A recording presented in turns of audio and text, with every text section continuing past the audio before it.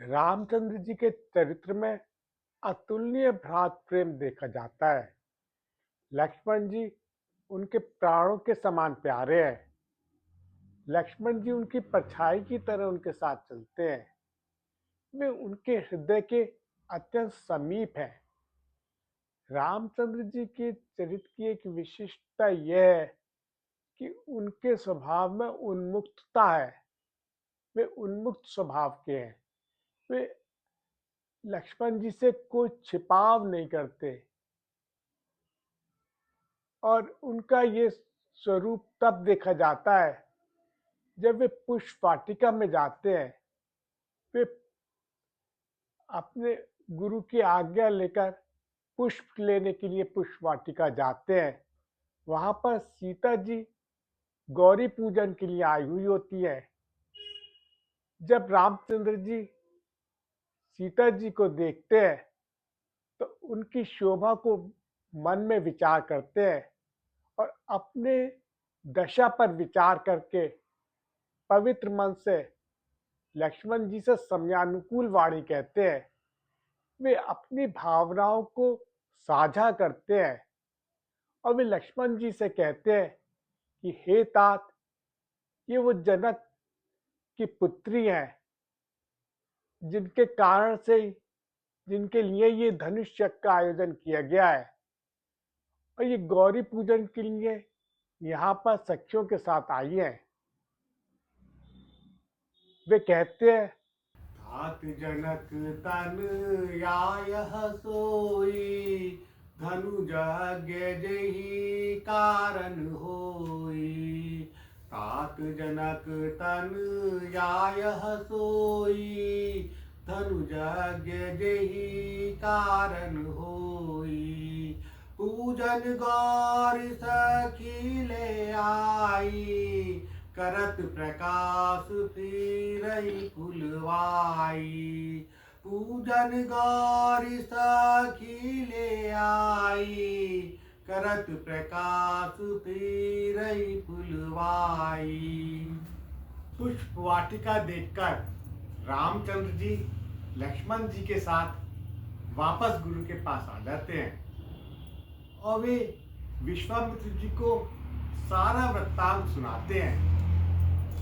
उनका स्वभाव अत्यंत सरल है। रामचंद्र जी के स्वभाव को छल तो छू तक नहीं गया। अगले दिन जनक जी शतानंद जी को विश्वामित्र जी के पास भेजते हैं धनुष यज्ञ के निमंत्रण के लिए। रामचंद्र जी मुनियों के समूह के साथ धनुष यज्ञ शाला की ओर प्रस्थान करते हैं।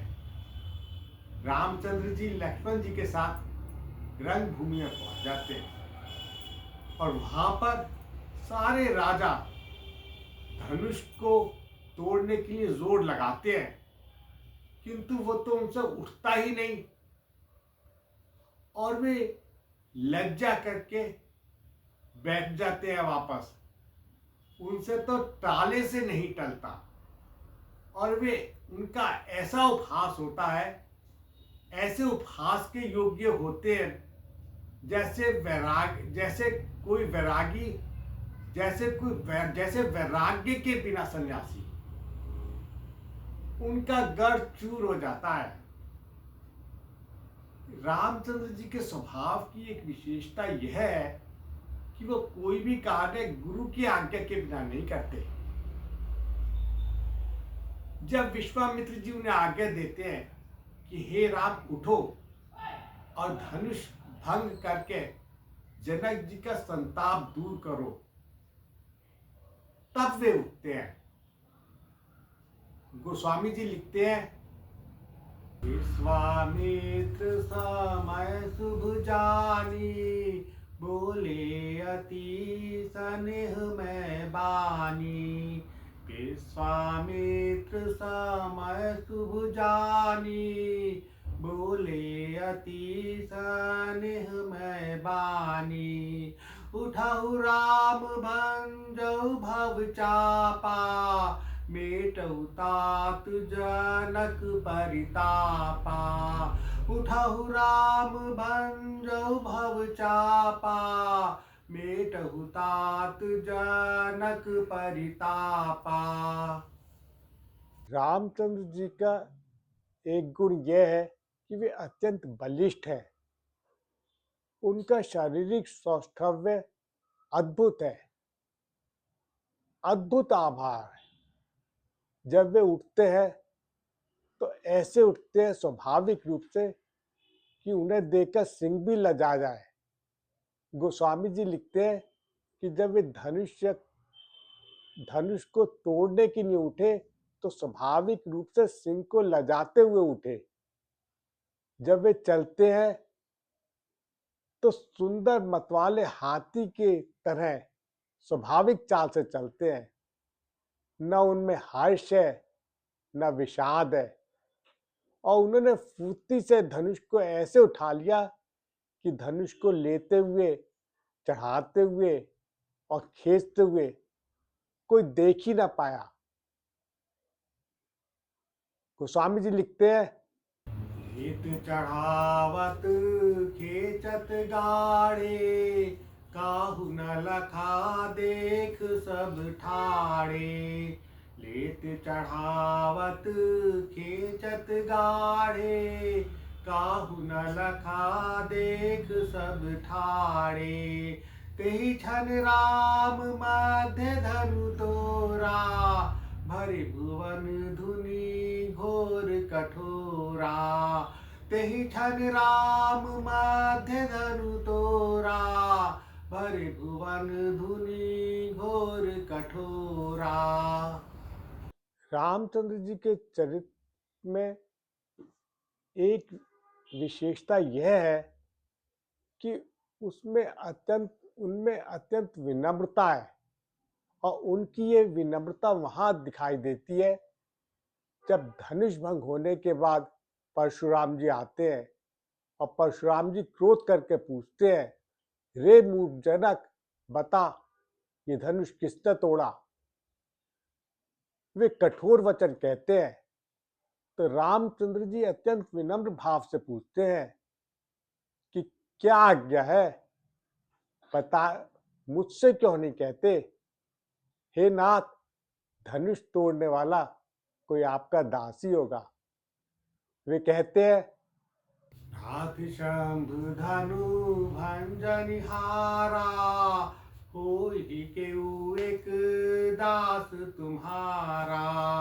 नाथ शंभु धनु भंजनिहारा, होई केउ एक दास तुम्हारा। आयसु कहा कहिए किन मोही, सुनि रिसाई बोले मुनि क्योही। आयसु कहा कहिए किन मोही, सुनि रिसाई बोले मुनि कोही। अब परशुराम जी का क्रोध देखिए, वे क्या कहते हैं। सेवक सो जो कर सेवकाई, हरि करनी करी करिय लराई। सेवक सो जो कर सेवकाई, हरि करनी करी करिय लराई। सुनहु राम जय शिव धनु तोरा, सहस बाहु सो समृत मोरा। सुनहु राम जहि शिव धनु तोरा, सहस बाहु सो समृत मोरा। ये रामचंद्र जी के मृदु एवं गूढ़ वचन ही थे, जिससे कि परशुराम जी के बुद्धि के पर्दे खुल जाते हैं और उनका हृदय परिवर्तन हो जाता है। राम विवाह संपन्न होता है।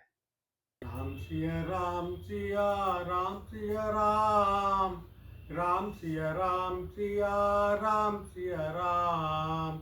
राम सिया राम सिया राम सिया राम, राम सिया राम सिया राम सिया राम।